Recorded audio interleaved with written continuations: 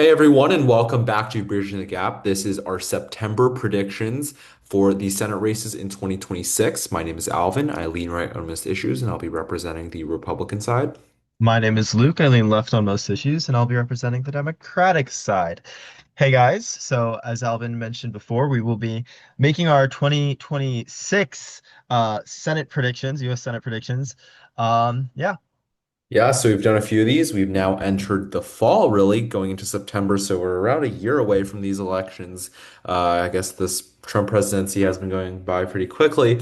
But now we are at the point where things have been happening in races where there's actually significant news. A lot of the time before we were just speculating, and now we still will be speculating a little bit, but there have been decisions by some candidates whether or not to jump into certain Senate races. We have a bit of some like pretty important updates that we'd like to share in this video. Now, we start out with a very Republican favored map here, 46 Republicans to 43 Democrats off the bat of the safe seats, but it's generally gets even worse for Democrats as we move on, and you'll see why, because a lot of these unmarked seats are pretty Republican friendly. Yeah. And so since they are up by, I guess 6 seats right now, quite difficult for Democrats to take over. But why don't we just start with some pretty much safe states? I guess we'll start off with Alaska. Yeah, so Alaska is a state Trump won by 13 points, so double digit Trump state. They're like the current incumbent is pretty all right, Dan Sullivan. Um, to my recollection, he performed about as well as Trump the last time he ran back in 2020. So he's a pretty all right incumbent, like pretty like generic sort of a Republican incumbent. The reason we leave this on Mark to start, just so we can talk about it here, is the possibility that the one very strong Democratic candidate in Alaska, Mary Peltola, the former representative at large in the state, decides to hop into the Senate race. There's been speculation that she could run for governor. Now that speculation is increasingly leaning toward her running for Senate. She's been having meetings with the Senate Minority Leader Chuck Schumer, and the one of the Democratic candidates who jumped in the governor's race suggested she'd run for Senate. So it's looking like she might jump in. If she does, I think this race gets a lot closer. Definitely. Potentially even could be maybe not a toss up, but it definitely favor Republicans no matter what. But it could get closer. I think as a baseline, with as a baseline for a year like this with like opposition to the incumbent the incumbent party, the party in power, I reckon that we start this at likely R. um Yeah, I mean that's okay. Last time we still had it at safe R. Personally, I think it's safe, but I'm not gonna fight on this. I think the wave has like slightly been building in the vibes department, but still haven't seen that much breakage with the Trump approval rating nor the generic ballot. Still holding pretty steady, but it'll be fine to put this into likely. But a few more states that I'm more optimistic for the Democrats for are Minnesota and New Hampshire. Personally, I would put these into safe actually. Mm, Even though I know I think you feel slightly different about that. At least New Hampshire, we talked about this before this video, but Minnesota, you have strong Democratic candidates in Annie Craig and Peggy Flanagan here, while on the Republican side, you have sort of like nobodies. That I mean, you have Roy yeah. Sway, former nominee, but he was also kind of trash. So, Yeah, I think he yeah. spent like campaign funds on like a strip club or something, which is kind of funny. Yeah, I mean, When he ran regardless last of what time. he has spent campaign funds on, I personally think this is safe. I also think that New Hampshire is actually safe Democrat. Now, I mean, Chris Pappas, the current rep for New Hampshire's first, is jumping in, and Republicans, Scott Brown isn't bad, but all of the best candidates like Kelly Ayotte and Yeah, Chris Sununu are out. If either of these people ran, I think they honestly could even be favored. However, Scott Brown, I mean, he's okay. He's like standard, but actually, I think this one's going into safe for me. And New Hampshire is generally actually very anti-incumbent throughout its history with the incumbent president, and we've seen that through the past, both midterm elections and presidential elections. So that's why I would go into safe here. okay. I wasn't okay. I know I gave the impression before recording that New Hampshire wasn't safe, but I can see it being safe. I definitely think New Hampshire is safer than Minnesota, just because Chris Pappas represents like half the state. He's generally overperforms in the House of Representatives. And Chris Pappas being the Democratic candidate. So I guess like I'm willing to go to your position that it is New Hampshire is safe. Minnesota, on the other hand.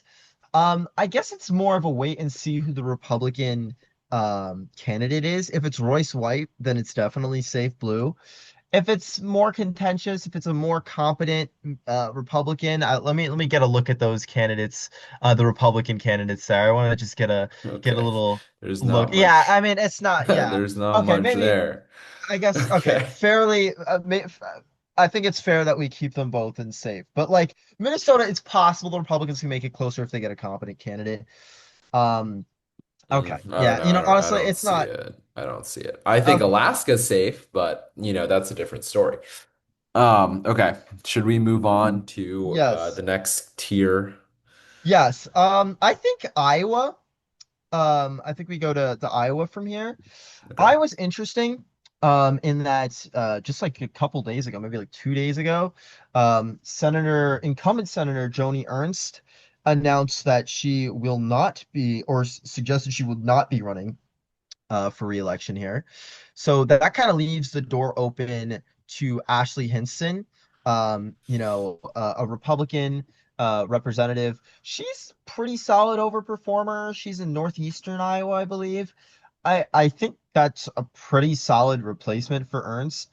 Ernst isn't like the best incumbent out there in terms of like election strength. She underperforms Trump in 2020 by like a couple points.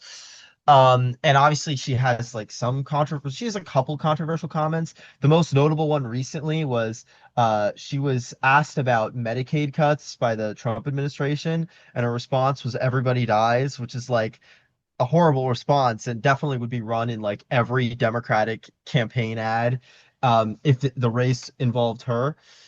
But since she's not running, I think it just stays in a comfortable, likely Republican sort of space right now. Yeah, Do you think that's Democrats fair? have pretty much no one there as well. Yeah, So focusing more on the governor's race. This one probably over shortly. Also, Iowa turned a corner in 2024, of course. Trump winning by yeah. 13 points, destroying the Seltzer poll. We will not be able to look at that poll this time around, funnily enough. Not that it would have mattered, regardless, at this point. But we are now moving on. I don't know if we should go to maybe to Michigan here. I don't know. I think we Thoughts can on hit. that? Let's stick with the Republican sort Hit of trend here. I think we got Nebraska? yeah. I think we hit Nebraska Hit next next. door neighbor in Nebraska? Yeah, let's go there. Okay, so Nebraska here, really the only Democrats are deciding pretty much to not run anything because they want to run it back with Dan Osborne supporting the independent candidate who's sort of like a moderate.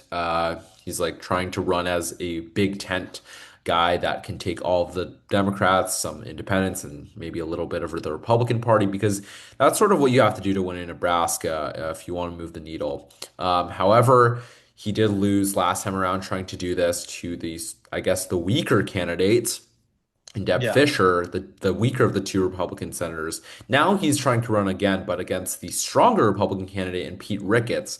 And yeah. I He's a think this is former going to, governor, I believe. yeah, now So this that's why. guy's going to be definitely tougher to beat. However, the year is going to look better for him. So I think these things sort of even out here. We do have a Osborne internal poll that shows him down one. So we're definitely going to be putting him down.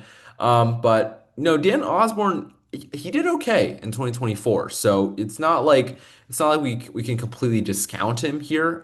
He lost by like 7 points, which isn't like too bad in 2024. Still though, I think the factors I said earlier sort of even out. So probably just likely are here still. I don't Yeah, believe in him just yet. I think that's fair. And again, like we definitely need a little more data information on where that race sort of stands. But yeah, I think that's a kind of a good starting point for that race. Next, where do we want to? I mean, I guess we could go to like Texas. Just like, That's fine with me. I mean, yeah, I mean, if you why want to go not? Texas. I think we can go to Texas here. Texas is interesting because there's like kind of two big elections going on. The Republican primary seems like it's pretty close with John Cornyn, the incumbent, going up against Ken Paxton, who is the current Attorney General of Texas. He's scandal plagued. He was impeached by the Republican Texas House of Representatives and acquitted in the Texas Senate. Um, so he's a bit of a controversial figure, definitely more firebrand than John Cornyn. John Cornyn's a little bit more willing to do bipartisanship. He sponsored like a bipartisan gun bill during the Biden administration. Um, so yeah, as you can see in the primary polls, it's very close here. The way Texas elections work, you need 50%. So if they don't reach that, that'll be a runoff. I think uh Cornyn has been getting better numbers as time has gone on with like info like I know there was some I think Cornyn's been getting more like establishment Republican backing in like the Senate. Paxton hasn't really been gaining too many endorsements. I think a couple representatives backed him, but the question is who does Trump put his weight behind, I believe. Um so that'll definitely be interesting. If Paxton wins, he could fumble the whole race just because of how controversial he is, potentially. Then you look at the Democratic primary, Colin Allred, who ran against Cruz and outran Harris by a solid bit. I think like five-ish points back in he outran Harris by like five-ish points back in 24. He still lost against Cruz, Lost by 8.5. So but he overperformed by 5.5. yeah, Pretty yeah, good. yeah. So yeah, like he's an overperformer. He's a pretty solid candidate. There's a lot of other Democrats considering though. Joaquin Castro, Beto O'Rourke, James Talrico, who's been kind of uh going viral on TikTok in his state House of Representative seat. So there's a lot of candidates Democrats can run here. It has the potential to get closer, but I think since it seems like Cornyn is going to put up a bit of a fight against Paxton, I think we keep it like we are for now, but in the event Paxton wins the Republican primary and it's Paxton v. Cornyn, I think it could get a decent bit closer. Yeah, if it's Paxton into the general election, things could actually get interesting. We'd probably downgrade this until lean or yeah, probably lean. I think until it's going Mhm. too far. Right now though, with sort of like a coin flip in the Republican primary and sort of also uncertainty in the Dem primary, I think we just sort of lock in likely again. This is definitely our most like closest likely state so Yes. far. We've been sort of going down the gradient now.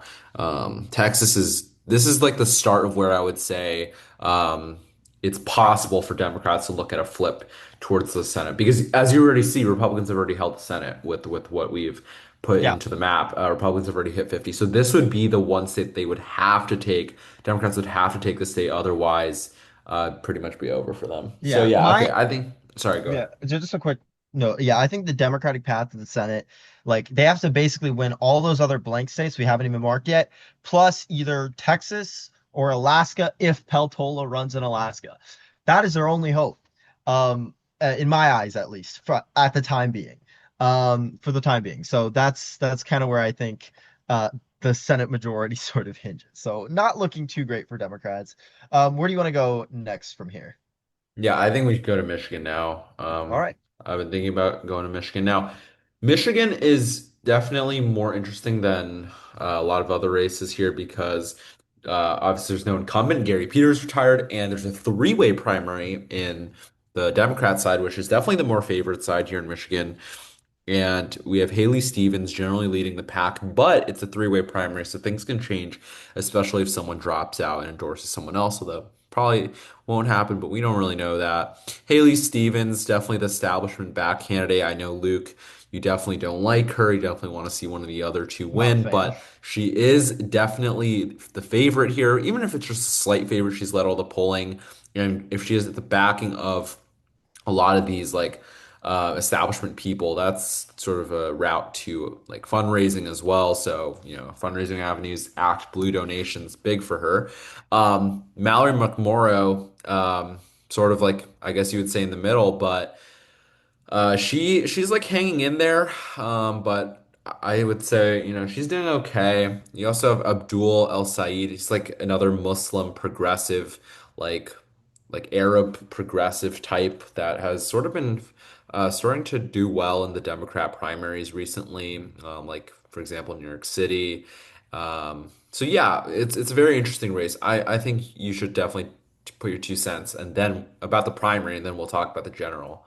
Yeah, I mean, again, like Haley Stevens is very like, for me at least, I'm not like too big of a fan of like the ultra establishment kind of corporate Democrats. Like you take a lot of corporate donations. Mallory McMorrow and Abdul El Sayed both take, their campaigns are very grassroots. They don't really take from corporations.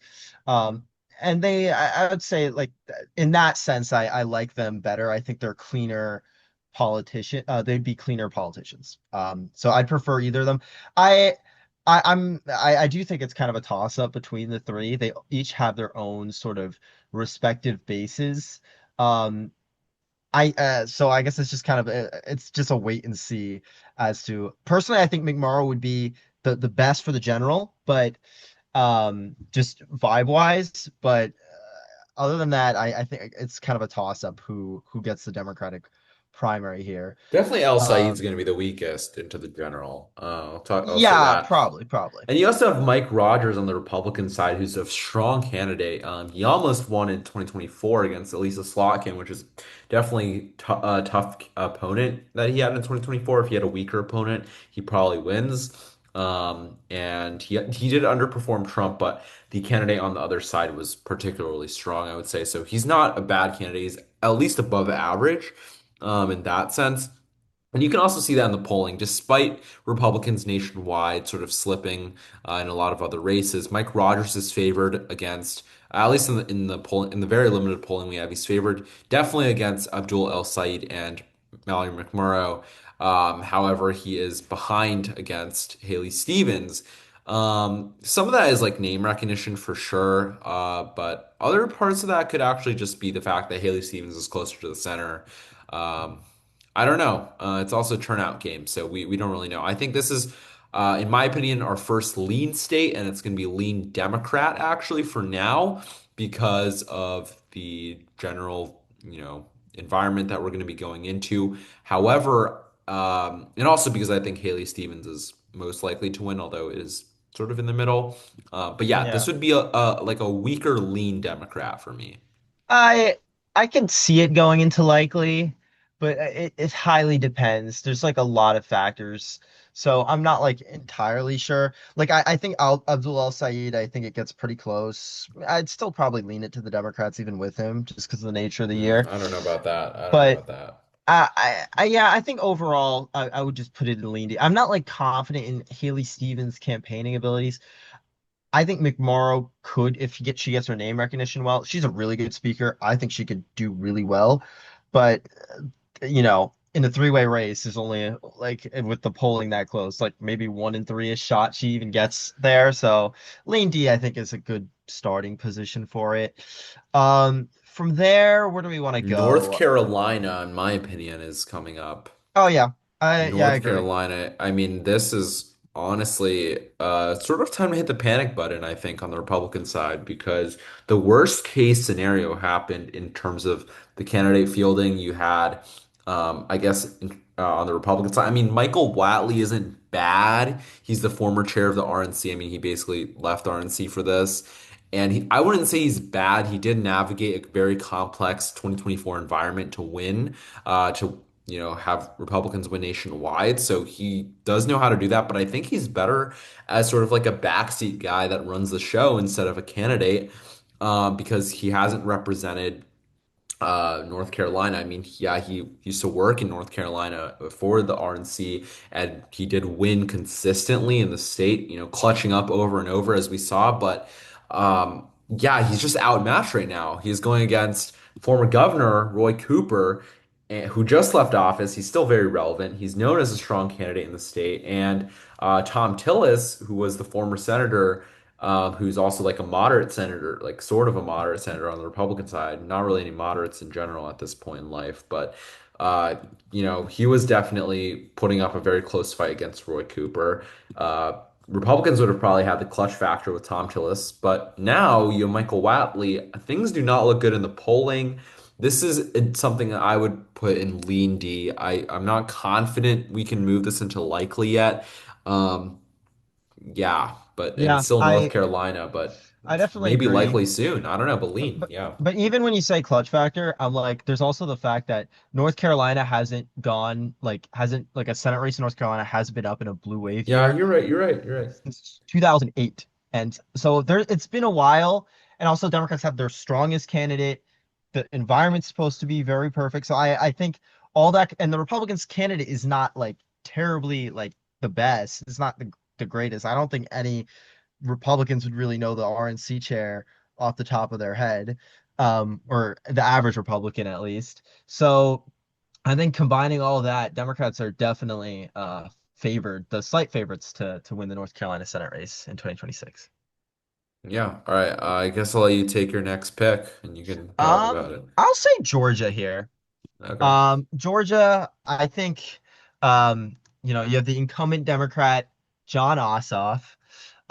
So he's proven very strong. Like in 2020, he beat a very strong Republican incumbent to take that Senate seat and win Biden and Democrats the Senate majority. Republicans, on the other hand, they seem to be leaning toward Representative Mike Collins. I'm not sure if Trump has endorsed him yet. He might have, maybe not.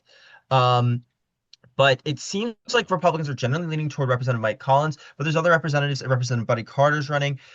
Derek Dooley, a head football coach, I believe is being backed by Brian Kemp, the governor. So there could be a competitive sort of primary there.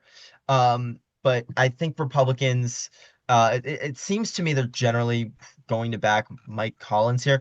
I think overall it's generic Republican versus a pretty strong and well, in the sense that they're an incumbent, strong Democrat, awesome, and he's proven himself as a strong campaigner before.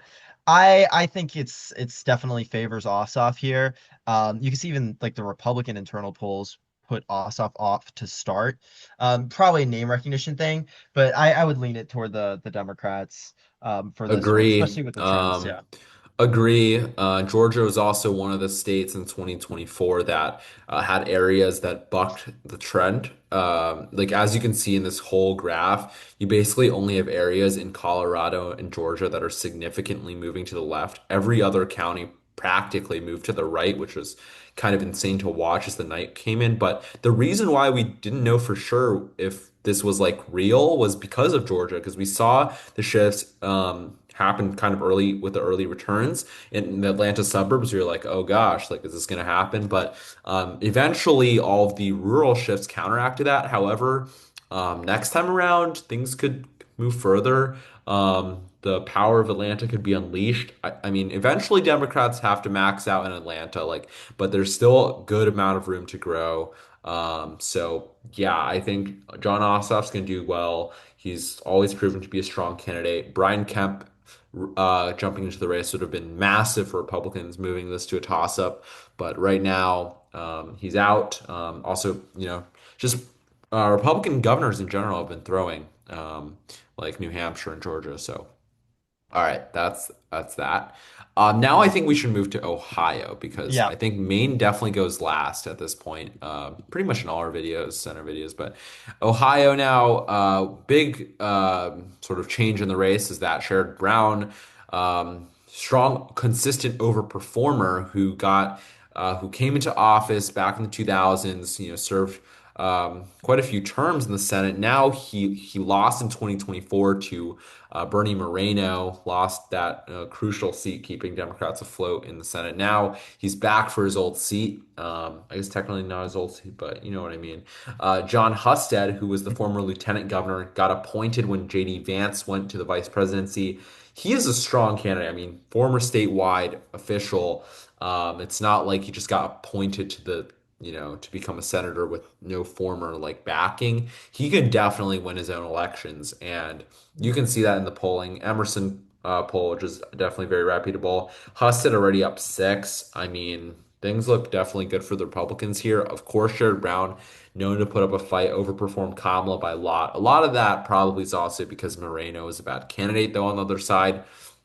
Here, I think I would start this at lean, but might move to likely. I just put it as lean as like I guess out of precautions. But like this polling looks really good for Husted. I don't know. Yeah, I mean, it's quite early. The polling is quite early, but yeah, it does look good for Husted to start. One thing about Husted is he hasn't, in fact, run like an actual election Yes, yes, you're right. since like 2014, since like the red waves back then. Because lieutenant governor, you just run with the governor. So I mean, he's been running alongside Mike DeWine. He's definitely probably a better candidate than Bernie Moreno, just less controversial. But yeah, the thing Democrats did get a big win in drafting Sherrod Brown for this race because he outperformed Harris by like 8 points. He's proven his ability to run good campaigns. I think to start, it's definitely I'd put it in lean just because like Ohio's a Trump plus 11 state, and with like a good overperformer in what would like a crazy good overperformer rather in what is going to be a bluer year, chances are, I definitely think it's definitely going to be one of the races Democrats heavily contest because I definitely need Ohio if they want the Senate majority. Um, so I think lean are to start. Maybe more polls flood in, and we'll see Husted just destroying him, and maybe that story will change. But I think to start, that's a fair place to put it. Yeah, Yeah, definitely agree here. I think Sherrod Brown should have probably run for governor. Much easier race to potentially influence state politics, but he wanted to for the Senate. I think that was a bad choice for him. But okay, let's move on to Maine. I Maine. guess I'll give you first talking points on this one. Okay, Maine. Chances are, it seems like Susan Collins, the moderate Republican, is going to run again. She has crazy electability in this state, or she's proven she has crazy electability in the past. I believe back in 2020, in a state, uh, Biden won the statewide in Maine by 9 points. She won by like I think 6 to 8 points. Um, 8.6, it's pulled up right now. yeah, it's a little it's a little ambiguous because of ranked choice voting if you factor in the Yeah, other yeah, that's leftish true. candidates, but yeah, 51% of the vote. So I mean, she's definitely popular. She's capable of winning in a bluish sort of state. Now the main question right now is who are the Democrats going to Pun run? intended or no? No pun Go intended, actually. ahead. I didn't even get the joke. Um, anyway, the question is, who are the Democrats going to run? Right now, there's been some, steam, some enthusiasm around Graham Platner, who's this like Navy veteran progressive who's like an oyster farmer. Very interesting candidate. It's like a tough guy sort of progressive candidate, which I find very interesting. So kind of like John Fetterman before, like it reminds me of John Fetterman's campaign back in like 2022. So I wonder if that'll work out because Democrats haven't really run a lot of like tough guy sort of progressives. I feel like progressives are definitely typically seen as a little more softy sort of candidate. So I think that he's an interesting candidate. There's also speculation that the incumbent governor, is probably more important to mention, Janet Mills runs. She is like kind of on the older side. But she's pretty popular. She won by like 13 points back in 2022. And then if she doesn't run, the incumbent attorney general might still run. The Speaker of the Maine House of Representatives. So Democrats definitely have a bench in Maine. The question is who they put up. Um, Although to start, just due to the lack of noise and Graham Platner being the only interesting Democrat in the race, I think Collins is probably favored to start ever so slightly. But if a strong Democrat runs or Graham Platner proves to be a strong Democrat, like proves to be popular, then I think it could shift. But right now, I would tilt it toward Collins probably.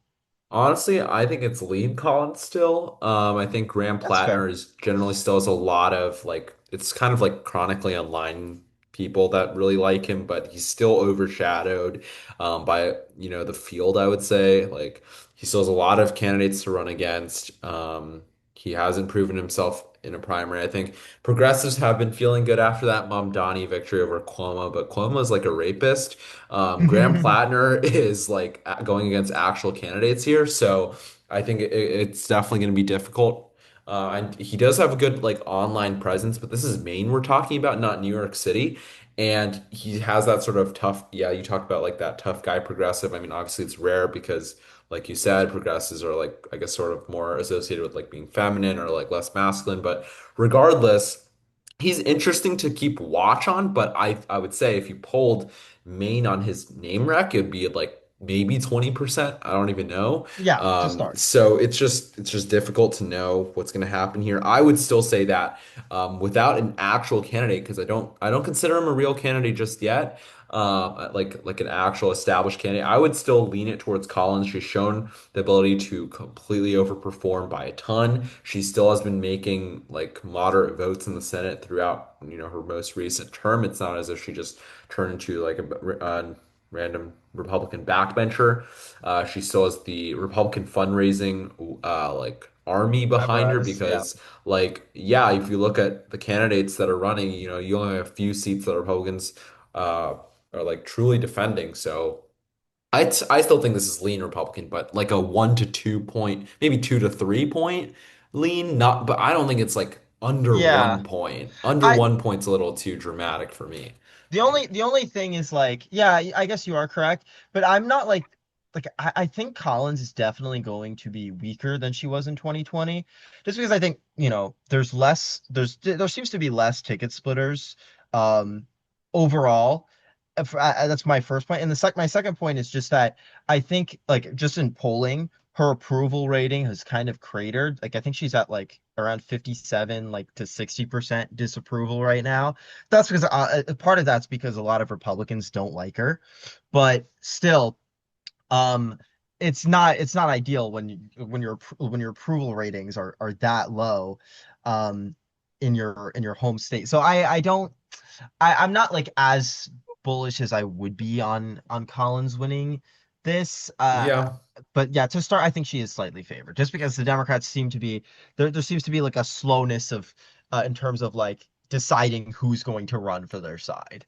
Yeah, Um, agreed. And also because Maine is such a white state, it's generally better for Democrats. I'd say in like midterm years, you're going to start seeing like midterm people that turn out for midterms in whiter states favor Democrats and sort of like more mixed states like Georgia or North Carolina, I guess. Those states might favor Republicans a little bit more because the ancestral black voters that are still just tied to the Democrats would be slightly less likely to turn out relative to like the white working class in Maine. But yeah, that's sort of where we are. 52 Republicans, 48 Democrats. We've been sort of stuck on this 52-48 number, but we have made quite a few significant rating changes here. We've solidified Minnesota. We took Nebraska off the safe list with Dan Osborne coming in here. We moved North Carolina, Georgia one tier to the left because yeah, Republicans have been fumbling on candidate recruitment while Democrats have been scoring. And then yeah, and then we've also moved Ohio to and lean Alaska. and Yeah. and Michigan. So yeah, actually a lot of rating changes across the board because of all these different things. However, now we have nothing in the tilt column. So it seems like things are like kind of solidified. I mean, look, Democrats have a really tough path. Like you said, they have to win these two lean R seats, which are already going to be really tough. I mean, Maine I can see, but Ohio seems very unlikely. Then you even have to venture into the bigger realm of unlikeliness, like a Peltola plus big Peltola performance in Alaska against a strong senator, or a Republican, a worse Republican winning that primary, plus a very big Yeah. overperformance, plus Hispanics somehow stop moving to the right. I don't know, man. It's gonna be tough. So It's a hard it's path. it's more of a Democrats trying to claw back to like one seat here in North Carolina, hold their bases, and then make a run for it in 2028 with a bigger wave. I think that's really the best you can hope for. But quick look at the betting markets here. Balance of power in 2026 midterms.